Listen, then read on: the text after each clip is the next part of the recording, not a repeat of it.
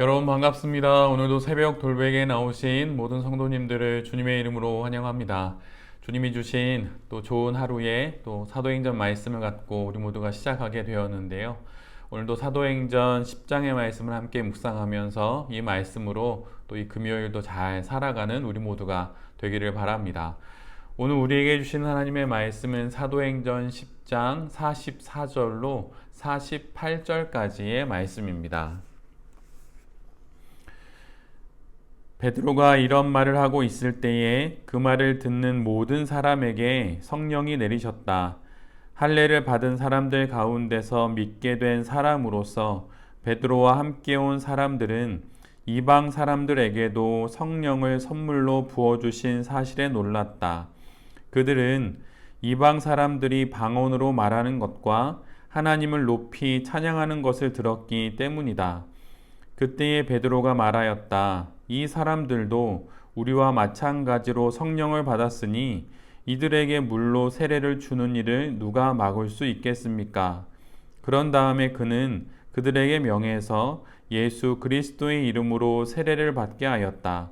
그들은 베드로에게 며칠 더 머물기를 청하였다. 아멘. 오늘은 사도행전 10장의 말씀을 갖고 말씀으로 성령 충만을 받게 하소서, 말씀으로 성령 충만을 받게 하소서, 이런 제목으로 함께 하나님 말씀을 나누도록 하겠습니다. 예루살렘에서 룻다로, 또 룻다에서 욥바로, 그리고 더 멀리 가이사랴까지 베드로는 성령 하나님의 인도하심을 따라 복음 전도의 길을 이렇게 멀리 떠나게 됩니다. 유대인들만을 위한 복음이 유대인과 또 이방인들이 섞여 있는 그 경계의 자리에 사는 이들을 지나서 이제는 이방인들에게까지 전해지는 것입니다.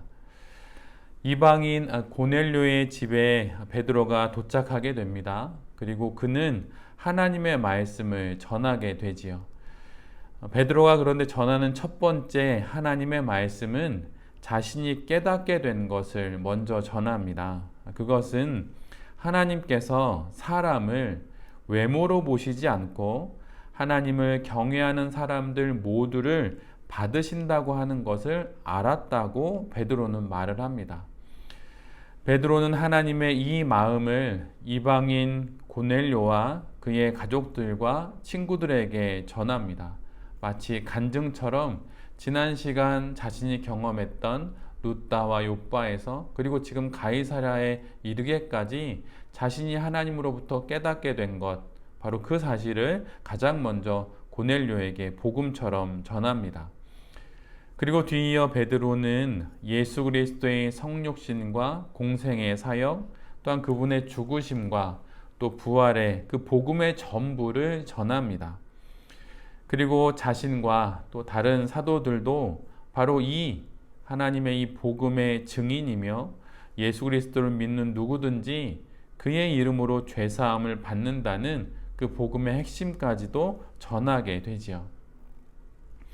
오늘 우리가 함께 보고 있는 바로 사도행전 10장 후반부에 바로 오늘의 이 사건이 이방 공동체를 향한 최초의 복음 선포입니다. 이방인들이 처음으로 복음을 접하는 공식적인 사건을 우리 모두가 지금 보고 있는 것입니다.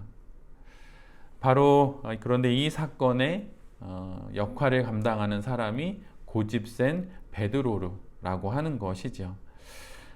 베드로가 누구입니까? 예수님을 3번 부인한 자입니다. 그리고 가이사랴에 오기까지 연이어 환상을 보았음에도 불구하고 3번이나 거절한 고집불통의 사람입니다. 지금 이 순간 베드로가 복음을 전하고는 있지만 베드로 역시 새로운 하나님의 복음을 듣고 있는 것입니다. 유대인을 넘어 유대와 이방의 경계에 있는 사람들, 그리고 그 경계마저 넘어 이방인에게까지 이르게 되는 그 하나님의 새로운 복음을 자신도 그래서 보고 있다고 그렇게 고백하는 것이죠. 이제 하나님께서 이방인과 또 유대인들을 차별하지 않고 다 받으신다고 하는 그들을 다 영접하신다고 하는 더 깊은 신앙의 이해 속으로 베드로가 나아가게 됩니다. 이를 통해 유대인이 복음을 듣게 된 건 역시 은혜일 뿐이라고 하는 사실을 깊이 깨닫게 되지요.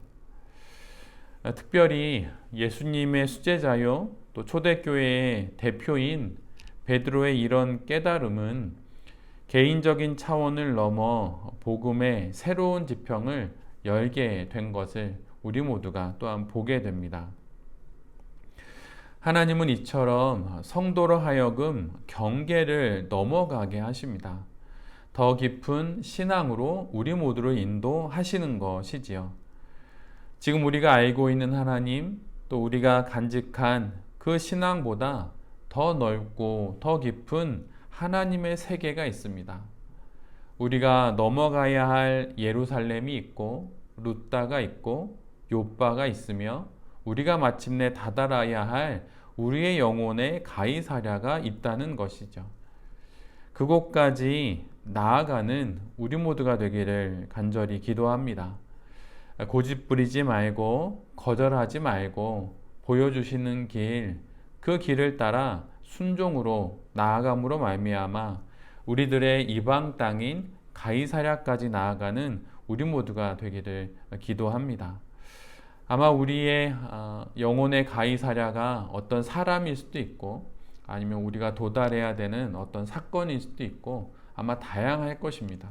그런데 하나님께서 분명 우리를 그곳으로 또 그 사건으로 아니 그 사람에게까지 이르게 하실 것입니다. 그런 믿음을 갖고 하나님께서 불러주실 때, 보여주실 때 그렇게 우리 영혼의 가이사랴까지 나아갈 수 있는 우리 모두가 되기를 바랍니다. 오늘 본문 후반부를 보면 하나님께서 베드로와 고넬료의 온 집안과 친구들을 이제 본격적으로 만나게 하시고 그리고 베드로를 통해 복음을 전하시지요. 그런데 바로 그 순간을 성경은 이렇게 기록하고 있습니다. 베드로가 이런 말을 하고 있을 때에 그 말을 듣는 모든 사람에게 성령이 내리셨다. 베드로와 함께 온 사람들은 이방 사람들에게도 성령을 선물로 부어주신 사실에 놀랐다. 베드로가 말씀을 선포하자 그 말씀을 듣는 모든 사람들에게 성령 하나님이 임재하십니다. 유대인들에게 임한 사도행전 2장의 성령 강림의 사건과 똑같은 일이 바로 가이사랴 이방 땅, 그것도 이방인들에게 일어난 것입니다. 그래서 오늘 본문의 이 성령 충만의 사건, 성령 임재의 사건을 이방 세계의 오순절이라고 부르기도 합니다. 이방 사람들도 사도행전 2장처럼 방언을 했고 또 하나님의 이름을 높이며 찬양을 했습니다. 그리고 성령 강림 사건이 증거가 되어서 이방인들도 세례를 받게 됩니다. 이를 통해 유대인과 이방인이 진정으로 하나가 된 것이지요. 즉 만민에게 구원을 주시는 하나님의 놀라운 역사가 바로 오늘 이 사도행전 10장의 이 말씀 속에서 시작된 것입니다. 이방인 가운데 임한 이 놀라운 성령 강림 사건이 언제 일어납니까? 바로 말씀이 선포될 때입니다. 우리는 보통 성령 충만의 사건이 기도 가운데 일어나는 것으로 보통은 생각을 합니다. 그리고 사실 사도행전 1장부터 10장 지금까지 우리는 기도 가운데 성령 충만의 사건이 일어난 것을 계속 연이어 보았습니다. 그래서 사도행전을 성령행전이라고 부르기도 하고 또한 기도행전이라고 부르기도 하는 것이지요. 그런데 오늘 본문은 우리에게 명확하게 성령 하나님의 임재가 말씀이 선포되는 가운데 일어났음을 보여줍니다. 특별히 이방인들에게 더더욱 말씀이 선포되는 가운데 일어난 것을 보여주시고 있습니다. 말씀에 익숙하지 않은 이방인들, 그래서 그들에게 아직 하나님의 말씀과 성경과 그런 것들이 잘 이해가 없는 그들에게 말씀을 선포하심으로 성령 충만이 일어났다고 하는 것은 우리에게 큰 신앙적인 깨달음을 줍니다. 말씀을 듣고 이해하고 또 그것을 탐구하고 깨닫고 아는 것을 통해 성령 하나님께서 이방인 가운데 임재하십니다. 성령 충만을 받는 것은 분명 우리의 의지로 되는 것은 결코 아닙니다. 그러기에 선물인 것이죠. 은혜인 것이죠.